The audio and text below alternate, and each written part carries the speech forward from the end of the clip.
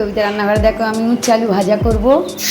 তো দিয়ে দিচ্ছি আমি শুকনো লঙ্কা, তার মধ্যে দিয়ে দিচ্ছি আমি কাটা রাখা উচ্ছে আর আলু। তো উচ্ছে আর আলু ভাজা করছি, আজকে দুপুরবেলা খাওয়া হবে।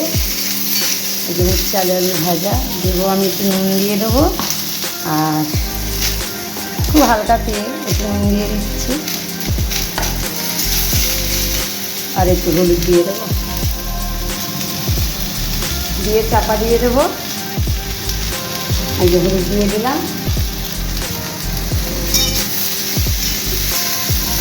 এবার চাপা দিয়ে দেবো। আস্তে আস্তে এটা করলা আলু ভাজা হয়ে যাবে, খুব অল্প তেলে ভাজবি।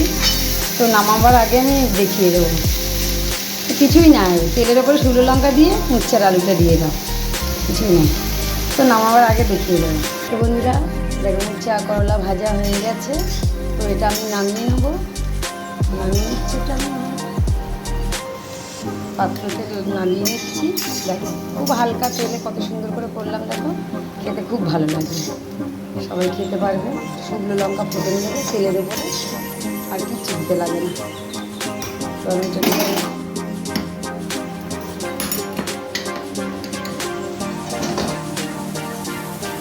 দিয়েছি, সব দেখিয়ে দিলাম।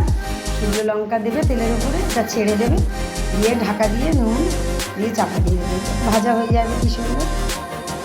তো ভালো লাগলে আমাকে লাইক করো, পাশে থেকে বন্ধুরা সাপোর্ট করো। নমস্কার বন্ধুরা, কবিতা রান্নাঘর।